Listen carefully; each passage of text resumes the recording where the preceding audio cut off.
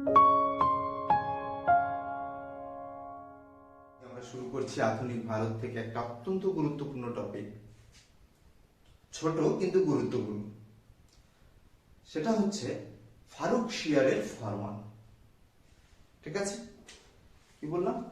ফারুকশিয়ারের ফরমান।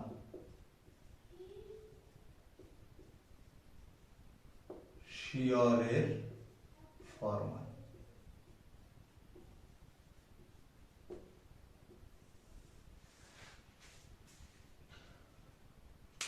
মোগল সম্রাট ফারুকশিয়ার 1717 খ্রিস্টাব্দে 1717 খ্রিস্টাব্দে একটা ফরমান জারি করে ব্রিটিশ ইস্ট ইন্ডিয়া কোম্পানিকে বেশ কিছু সুযোগ সুবিধা প্রদান করেছে, যেটা ভারত ইতিহাসে ফারুকশিয়ারের ফরমান নামে খ্যাত হয়ে আছে।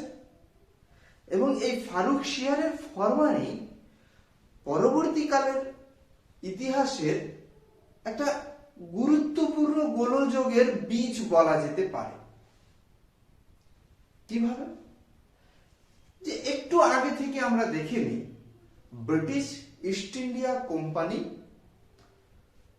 1600 খ্রিস্টাব্দে গঠিত হওয়ার পর ভারতবর্ষে প্রথম বাণিজ্য কুঠি স্থাপন করেছিল 1613 খ্রিস্টাব্দে সুরাটে।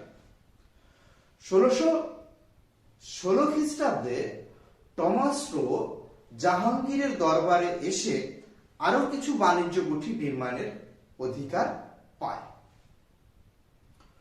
অপরাপর ইউরোপীয় কোম্পানিগুলোর সাথে প্রতিযোগিতায় এবং তাদেরকে কাটিয়ে উঠে অনেকখানি অগ্রসর হয়েছিল ব্রিটিশ ইস্ট ইন্ডিয়া কোম্পানি।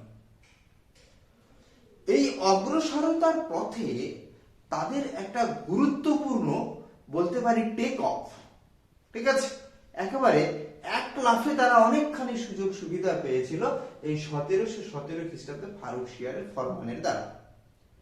ফারুকশিয়ারের ফরমানে কি কি বলা হয়েছিল?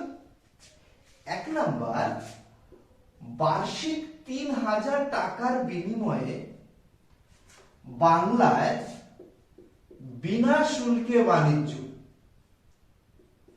বিনা শুল্কে বাণিজ্য। 2 নাম্বার যেটা অধিকার দেওয়া হয়েছিল, কলকাতা সহ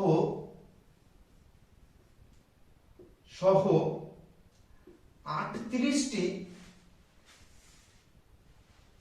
জমিদারি অর্থাৎ গ্রাম কেনার অধিকার। 38টি জমিদারি ক্রয়ের অধিকার।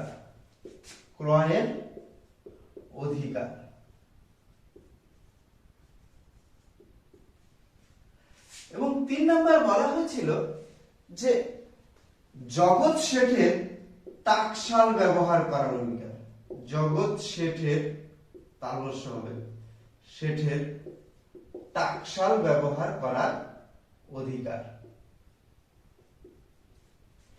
এই 3টি অধিকার কিন্তু ফারুকশিয়ারের ফরমানে প্রদান করা হয়েছিল। এগুলির মধ্যে সবচাইতে গুরুত্বপূর্ণ ছিল এটা, কারণ বিনা শুল্কে বাণিজ্যকে কেন্দ্র করে দেখা যাবে যে বাংলার নবাবের সাথে ইস্ট ইন্ডিয়া কোম্পানির গোলযোগের সূত্রপাত ঘটে। সূত্রপাত কেন ঘটে?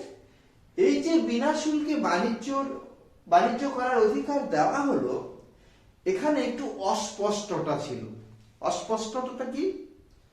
যে স্পষ্ট করে সেখানে বলা হয়নি সেটা শুধুমাত্র সামুদ্রিক বাণিজ্যের ক্ষেত্রে সেই অধিকার পাবে, নাকি স্থলে অভ্যন্তরীণ বাণিজ্যের ক্ষেত্রেও পাবে। এটা কিন্তু স্পষ্ট করে বলা হয়নি। স্বাভাবিকভাবে কোম্পানি, ইস্ট ইন্ডিয়া কোম্পানি সেই সুযোগ নিয়ে উভয় বাণিজ্যের ক্ষেত্রে এই অধিকার তারা ভোগ করছে। এবং সেই সঙ্গে এও বলা হয়েছিল যে কোম্পানির ঊর্ধ্বতন কর্তৃপক্ষের ছাড়পত্র অর্থাৎ ফরমান বা দস্তক ছাড়পত্র বা দস্তক যদি সঙ্গে থাকে তাহলে কোম্পানির বাণিজ্যের ক্ষেত্রে দেখা যাবে যে সেটা বিনা শুল্কে পণ্য চলাচল করতে পারবে। কিন্তু সেখানে গুরুত্বপূর্ণ বিষয় ছিল যে শুধুমাত্র কোম্পানির বাণিজ্যের ক্ষেত্রে এই অধিকার প্রদান করা হয়েছিল, কোম্পানির কর্মচারীদের ব্যক্তিগত বাণিজ্যের ক্ষেত্রে নয়। এই বিষয়টা বুঝলেই আমরা পরবর্তীকালের গোলযোগ সম্পূর্ণ বুঝতে পারব। কি যে আমরা নিশ্চিত জানি এই সময় 1717 খ্রিস্টাব্দে মুর্শিদ কুলি খাঁ ছিলেন এবং মুর্শিদ কুলি খাঁ থেকে আলীবর্দী খাঁ প্রত্যেকেই কিন্তু এই বিনা শুল্কে বাণিজ্যের বিরোধী ছিলেন। কিন্তু যেহেতু মোগল সম্রাট এই অধিকার ইস্ট ইন্ডিয়া কোম্পানিকে প্রদান করেছিলেন, সুতরাং তাদের প্রতিহত করা নবাবের পক্ষে সম্ভব ছিল না।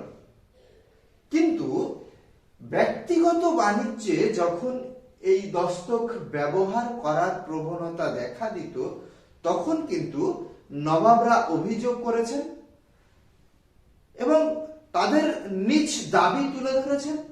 কোম্পানি সেই অভিযোগ এবং দাবি মেনে নিলে একটা মিটমাটের জায়গায় পৌঁছেছে। বিপত্তির সূচনা হয় সিরাজউদ্দৌলার সময়ে। এই সময় কোম্পানির উচ্চাকাঙ্ক্ষাও যেমন বৃদ্ধি পায়, তেমনি নবাবের অভিযোগ এবং দাবিতে কোনো রকম কর্ণপাত না করে নবাবের কোম্পানির কর্মচারীরা বিনা শুল্কে বাণিজ্য চালিয়ে যেতে শুরু করে। শুধুমাত্র কোম্পানির কর্মচারীরা বিনা শুল্কে বাণিজ্য করছে এমন নয়, ঊর্ধ্বতন কর্তৃপক্ষের স্বাক্ষর করা এই ছাড়পত্র তারা বিক্রয় করেছিল অপর কিছু ইউরোপীয় বণিক এবং কিছু দেশীয় বণিকদের কাছেও, এবং তারা উচ্চ মূল্যে এটা বিক্রি করেছিল। যার পরিণতিতে যেটা হয়েছিল, নবাবের রাজস্বের ঘাটতি দেখা দিয়েছিল, অর্থাৎ রাজকোষে আয় কমে গিয়েছিল। আরো একটা গুরুত্বপূর্ণ বিষয়, এ দেশীয় বণিক যারা নবাবকে শুল্ক দিয়ে বাণিজ্য করছিল, তারা কিন্তু একটা অসম প্রতিযোগিতার সম্মুখীন হয়েছিল। এই অসম প্রতিযোগিতার সম্মুখীন হলে তারা নবাবের কাছে অভিযোগ জানিয়েছিল। নবাব বারবার কোম্পানির কাছে এই ব্যাপারটা তুলে ধরলেও কোম্পানি কিন্তু কোনো রকম নবাবের অভিযোগের তোয়াক্কাই করেনি। এই যে বিনা শুল্কে কোম্পানির কর্মচারীদের ব্যক্তিগত বাণিজ্য এবং অপরাপর ব্যবসায়ীদের এই দস্তক বিক্রি করা, এই বিষয়টিকে কেন্দ্র করেই কিন্তু দেখা যাবে ইস্ট ইন্ডিয়া কোম্পানির সাথে সিরাজউদ্দৌলার বিরোধের সূত্রপাত ঘটেছিল। সিরাজউদ্দৌলা বেশ কয়েকবার কোম্পানির দৃষ্টি আকর্ষণ করেও কোনো লাভ না হলে শেষ পর্যন্ত, যদিও এর সাথে আরো 2-4টে কারণ যুক্ত ছিল, সিরাজ কলকাতা আক্রমণ করেন, দখল করেন, আবার রবার্ট ক্লাইভ এবং ওয়াটসন প্রতি আক্রমণ করে কলকাতা পুনরুদ্ধার করেন এবং শেষ পর্যন্ত দেখা যাবে এই যে বিরোধ, এই বিরোধী পলাশীর যুদ্ধের পরিণতি ডেকে আনে এবং সিরাজউদ্দৌলা পলাশীর যুদ্ধে পরাজিত হন এবং তিনি মির্জাফরের পুত্র মিরনের নির্দেশে নিহত হন। বাংলাদেশে এই পলাশীর যুদ্ধের পর মির্জাফর বাংলার মসনদে বসেন, যিনি ছিলেন একেবারে ইস্ট ইন্ডিয়া কোম্পানির হাতের পুতুল। অর্থাৎ বলা যেতে পারে এই যে একটা বড় ধরনের রাজনৈতিক পরিবর্তন বাংলায় সাধিত হলো, এই রাজনৈতিক পরিবর্তনের সূত্রপাত কিন্তু, বীজ কিন্তু অবশ্যই ছিল এই ফারুকশিয়ারের ফরমান। এই বিষয়টা কিন্তু আমাদের ভালো করে বুঝতে হবে। ঠিক আছে, এই পর্যন্তই থাক। Thank you.